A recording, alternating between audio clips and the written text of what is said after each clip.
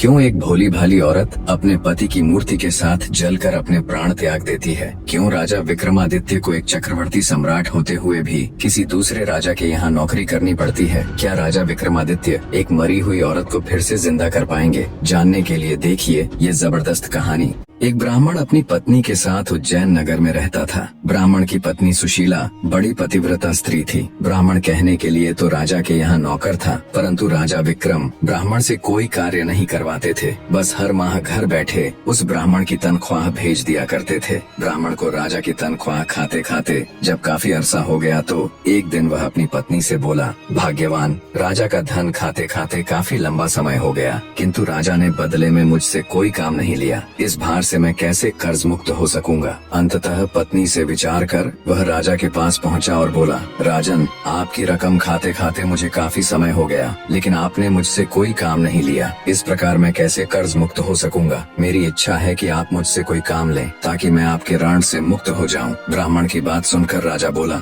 हे ब्राह्मण, मेरी प्रतिज्ञा है कि मैं किसी ब्राह्मण से काम नहीं लेता, पर फिर भी आपकी यही इच्छा है तो मेरे कहने से गंगा स्नान कराओ और एक कलश गंगा जल मेरे लिए भी लेते आना, यही है आपका कार्य। राजा के वचन सुनकर ब्राह्मण अत्यंत प्रसन्न होकर अपने घर आया और सारा हाल अपनी पत्नी से कह सुनाया। वह बोली, स्वामी, आप चले जाओगे तो मैं आपके पीछे अन्न जल कैसे ग्रहण करूंगी? मेरा तो यह नियम है कि बिना आपके दर्शन किए अन्न जल ग्रहण नहीं करती। ब्राह्मण बोला, मैं अपनी मूर्ति बनवा कर घर के अंदर स्थापित कर दूंगा, तो उसके दर्शन करके अपना गुजारा कर लेना। यह कहकर उसने अपनी मूर्ति बनवाई और घर में स्थापित करवा दी और आवश्यक सामान ले राजा के पास जाकर बोला, महाराज, अब मैं जा रहा हूँ, मुझे आज्ञा दीजिए और मेरे पीछे से कृपा करके मेरी पत्नी की खैर खबर लेते रहना। उसको अब मैं आपकी शरण में छोड़े जा रहा हूँ। ब्राह्मण के वचन सुनकर राजा विक्रमादित्य बोला, हे ब्राह्मण, आप किसी बात की चिंता न करें और निश्चित होकर जाएं। आश्वासन देकर राजा ने उसे मार्ग व्यय के लिए धन देकर विदा कर दिया। ब्राह्मण के गंगा स्नान पर जाने के बाद ब्राह्मणी हर रोज पहले उसकी मूर्ति को भोग लगाती और बाद में खुद खाती।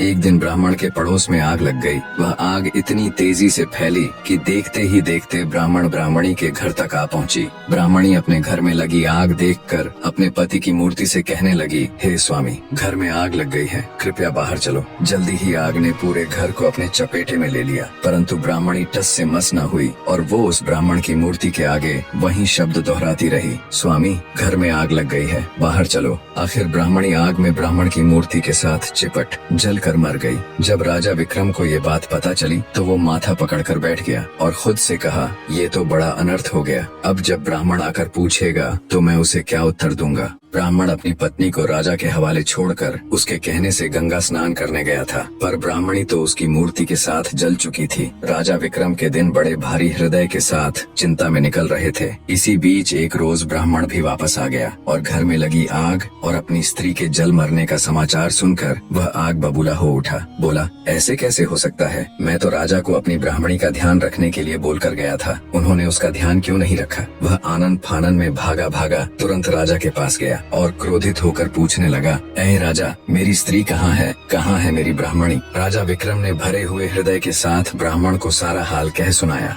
और बोला, हे ब्राह्मण देव, क्रोधित मत होइए, मैं किसी अन्य ब्राह्मण की योग्य कन्या से आपका पुनर्विवाह करा दूंगा। ये सुन गुस्से में ब्राह्मण बोला, हे राजा, जहाँ से भी हो मेरी वही स्त्री मुझे ला कर दो जिसने मेरी प्रतिमा के साथ जलकर अपने प्राण त्याग दिए, अन्यथा मैं यही आपके दरबार में अपना सिर पटक पटक कर अपनी जान दे दूंगा। और याद रखना राजा, तुम्हें एक नहीं बल्कि 2 निरपराध लोगों की हत्या का पाप लगेगा, तुम्हें एक ब्राह्मण का श्राप लगेगा। राजा ने लाचार होकर कहा, शांत हो जाइए ब्राह्मण देव, तनिक मेरी बात सुनिए और जो मैं कह रहा हूँ वैसा करिए। अपनी स्त्री के अस्थि अवशेष संचय कर उन्हें रख लीजिए और मुझे 1 माह का समय दीजिए, मैं तुम्हारी स्त्री को जीवित करने की कोई युक्ति करता हूँ। ये सुन ब्राह्मण कुछ शांत हुआ और जैसा राजा ने कहा था वैसा ही किया। राजा विक्रम अपना राजकाज अपने मंत्रियों को सौंपकर सादे बाणे में अमृत की तलाश में चल पड़ा। चलते चलते कई दिनों के बाद वो एक गांव में पहुंचा। कई दिन चलने की थकान के कारण वो एक मकान के दरवाजे पर पड़ी चारपाई देख थका मांदा उसी पर बैठ गया। गया। उस मकान में एक वृद्धा और उसकी पुत्र वधू रहती थी। वृद्धा का बेटा बहुत दिनों से कहीं बाहर गया हुआ था। उसी के संताप में उसकी पुत्र वधू और वो हमेशा दुखी रहती थी। थोड़ी देर बाद जब वृद्धा की पुत्र वधू बाहर आई और उसने राजा को वहाँ बैठा देखा तो मन में सोचने लगी, हो न हो यही मेरा पति है। इसकी सूरत और उम्र दोनों मेरे बहुत दिनों से बाहर गए पति से मेल खाती हैं। यह बात मन में विचार करके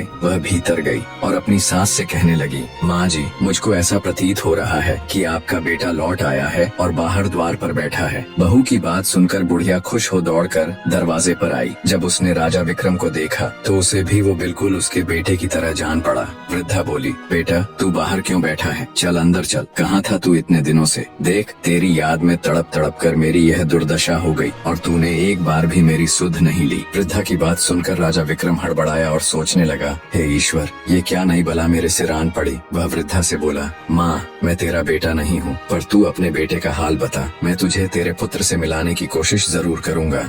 बूढ़ी औरत रोते हुए राजा को अपनी बात बताने लगी। मेरा बेटा जब 12 वर्ष का था तब उसका विवाह हो गया था। विवाह के कुछ ही दिन बाद वो कहीं चला गया। आज 20 वर्ष होने को आए मगर उसकी कोई खैर खबर नहीं। वो अब तक लौट कर नहीं आया। उसकी पत्नी बेचारी चिंता में सूख कर कांटा हो गई है। राजा बोला, बुढ़िया माई, क्या तुझे उसके या उसके किसी पते के बारे में मालूम है कि वह कहाँ है? वृद्धा ने कहा, मैंने कुछ लोगों से सुना है कि दक्षिण दिशा में वीरसेन नामक राजा राज्य करता है, जो हर रोज गरीबों में 1.25 मन सोना दान करता है। उसी राजा के महल में मेरा बेटा दुर्जन नौकरी करता है। तब विक्रमादित्य ने कहा, बुढ़िया माई, अब तू किसी बात की चिंता मत कर। ईश्वर चाहेगा तो तेरा बेटा शीघ्र ही तुझसे आकर मिलेगा। इतना कहकर राजा विक्रम वहाँ से दक्षिण दिशा की ओर चल दिए। कुछ दिनों की यात्रा के पश्चात वे दक्षिण दिशा पहुँच गए। विक्रम वहाँ से पूछते पूछते राजा के महल के द्वार पर पहुँचा और द्वारपाल से बोला, भाई, आप दुर्जन को मुझ पथिक का संदेश भिजवाने का कष्ट करें कि तुम्हारे गाँव से एक आदमी आया है और वह तुमसे मिलना चाहता है। द्वारपाल ने भीतर जाकर दुर्जन को विक्रम का संदेश दे दिया, जिसे सुनकर वह द्वार पर आया और विक्रम को अपने गांव का निवासी समझकर उसे अपने डेरे पर ले गया। विक्रमादित्य ने कहा, भाई, तुमको ऐसा नहीं करना चाहिए था। जब से तुम आए हो तब से घर की सूरत तक नहीं देखी। तुम्हारे घर तुम्हारी माता और पत्नी रो रो कर दिन बिताती हैं। तुम्हारे लिए उचित यही है कि जैसे भी बने शीघ्र ही उनकी सुध लो। दुर्जन बोला, भाई, मैं क्या करूं? विवश हूं। न तो महाराज मुझे छुट्टी देते हैं न इस्तीफा लेते हैं। फिर भला मैं किस प्रकार जा सकता हूं? विक्रम बोला, इसकी तुम चिंता न करो, तुम्हारे बदले में मैं नौकरी कर लूंगा। अब दुर्जन ने राजा से कहा, महाराज, मेरा भाई गांव से आया है। वह मेरे बदले आपके यहाँ नौकरी करेगा। आप कृपा कर मुझे कुछ दिनों के लिए छुट्टी दे दें, क्योंकि मेरी माँ व पत्नी मेरे लिए बहुत व्याकुल हैं। राजा वीरसेन बोला, अच्छा, अपने भाई को नौकरी पर छोड़कर तुम 1 महीने के लिए अपने घर हो आओ। यह सुनकर दुर्जन ने विक्रम को नौकरी पर छोड़ा और स्वयं राजा से विदा लेकर अपने घर को चल दिया और विक्रम उसके बदले नौकरी करने लगा। खुद एक राजा होते हुए भी बड़े हृदय वाले राजा विक्रमादित्य दूसरों के दुख दूर करने के लिए राजा वीरसेन के यहाँ नौकरी करने लगे। राजा वीरसेन का नियम था कि हर रोज वो आधी रात को शहर से बाहर एक देवी के मंदिर में जाता। देवी उसे पकड़कर तेल के खौलते कड़ाह में डाल देती। जब राजा उसमें भुन जाता तब वह उसे निकाल कर खा जाती। तत्पश्चात उसकी हड्डियों को इकट्ठा करती, फिर उन पर अमृत छिड़क देती। इस प्रकार राजा पुनः जीवित हो जाता। बाद में देवी अक्षय झांझर हिलाकर 1.25 मन सोना राजा को देती, जिसे लेकर राजा वीरसेन चुपचाप महल लौट आता और प्रातः काल वही सोना ब्राह्मणों को दान कर देता। एक दिन राजा विक्रम ने अपने मन में विचार किया कि राजा के पास इतना सोना कहाँ से आता है और हर रोज आधी रात को वो कहाँ जाता है। इसका भेद अवश्य जानना चाहिए। दूसरे दिन आधी रात के समय जब वीरसेन ने देवी के मंदिर के लिए प्रस्थान किया तो राजा विक्रम भी उसके पीछे पीछे चल पड़ा। मंदिर में एक तरफ छिपकर उसने खोलते तेल के कड़ाह में जब राजा को भूनते देखा तो विक्रमादित्य का हृदय द्रवित हो उठा। सारा हाल देख वो भारी हृदय के साथ अपने स्थान पर वापस आ गया और विचार किया, राजा बड़े कष्ट से सोना लाता है, कैसे भी करके इसका दुख दूर करना चाहिए। राजा विक्रम बाजार गया और हर तरह के मेवे, सुगंधित वस्तुएं और तरह तरह के मसाले ले लिए। जब आधी रात का समय नजदीक आया तो विक्रमादित्य ने अपने शरीर को जगह जगह से चाकू से चीरकर सभी प्रकार के मसाले और मेवे कटे हुए स्थान पर भर लिए। अत्यंत पीड़ा सहन करते हुए राजा विक्रम चुपचाप राजा वीरसेन के कक्ष में गए और अपनी जेब से जादुई बीर निकाल उन्हें हुक्म दिया, जब तक मैं न आ जाऊं तब तक तुम राजा वीरसेन को ऐसी गफलत में रखना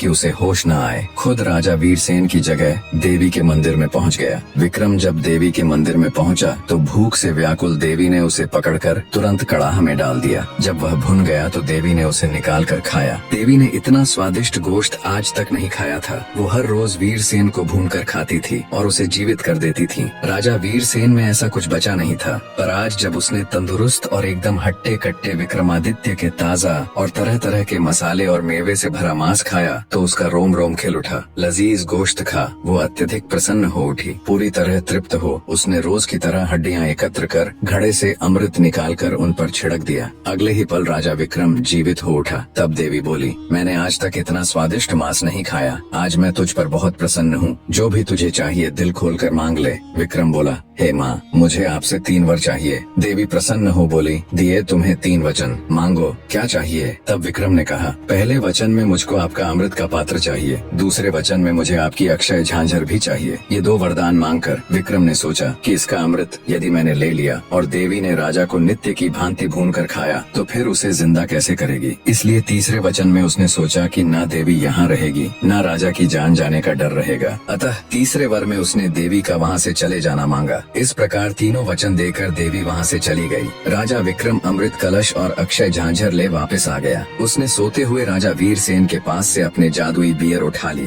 थोड़ी देर में जब वीरसेन की आंख खुली तो समय देख वह घबराकर मंदिर की ओर दौड़ा। वहाँ जाकर उसने देखा तो कोई नहीं था। कड़ाहा भी आधा पड़ा था। यह देखकर वह बहुत घबराया और मन में सोचने लगा, सुबह सोना कहाँ से दान करूंगा। लोग कहेंगे कि राजा दिवालिया हो गया, खजाने में धन नहीं रहा। ये सोचते सोचते वो घर आकर पलंग पर पड़ गया। चिंता में उसे रात भर नींद नहीं आई। करवटें बदलते बदलते ही सवेरा हो गया। भिक्षुक पुकारने लगे, महाराज प्रातः काल हो गया, दान करने के लिए सिंहासन पर विराजिए। भिक्षुकों की पुकार सुनकर राजा अत्यंत दुखी हो रहा था। महल के बाहर भिक्षुक चिल्ला रहे थे। राजा शर्म और शोक में डूबा भिक्षुओं की आवाज सुन रहा था। राजा को शोक के समुद्र में डूबा देखकर विक्रम ने कहा, हे महाराज, सुस्त क्यों हैं? सोना दान क्यों नहीं कर रहे? वीरसेन ने आदि से अंत तक सारा हाल विक्रम को कह सुनाया और बोला, आज यह ब्राह्मण वर्ग विमुख हो जाएगा तो बड़ा अन्याय होगा। तब विक्रमादित्य ने राजा वीरसेन को अक्षय झांझर दी और कहा, लो निकाल लो इसमें से और बांट दो। इसके लिए अब तुम्हें कहीं जाने की जरूरत नहीं है, इसे अपने पास रखो। अक्षय झांझर देख राजा वीरसेन ने हैरान होते हुए पूछा, यह झांझर तुम्हारे पास कैसे आई? विक्रमादित्य ने राजा को सारा हाल कह सुनाया। सब सुनकर राजा वीरसेन विक्रमादित्य के पैरों में गिर पड़ा और बोला, आप धन्य हैं बंधु, आप कौन हैं? तब राजा विक्रम ने बताया, मैं उज्जैन नगर का राजा विक्रमादित्य हूँ। अमृत की तलाश में था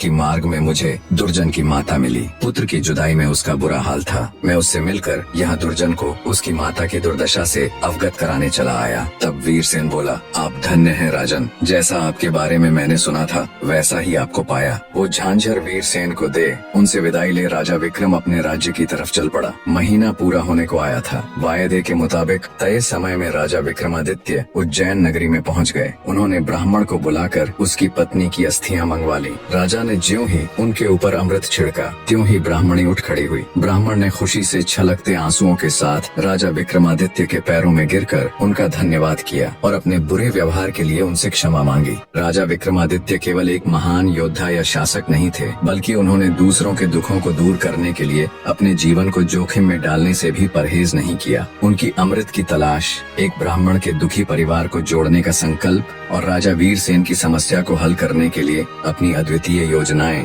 यह दर्शाती हैं कि एक सच्चा राजा केवल अपनी प्रजा का भला सोचता है। निष्कर्ष, जब हम अंदर से किसी का भला सोचकर किसी कार्य के लिए प्रयास करते हैं तो वो चाहे कितना ही कठिन क्यों न हो, वो मालिक, वो प्रभु हमारे लिए नए नए रास्ते खोल ही देता है।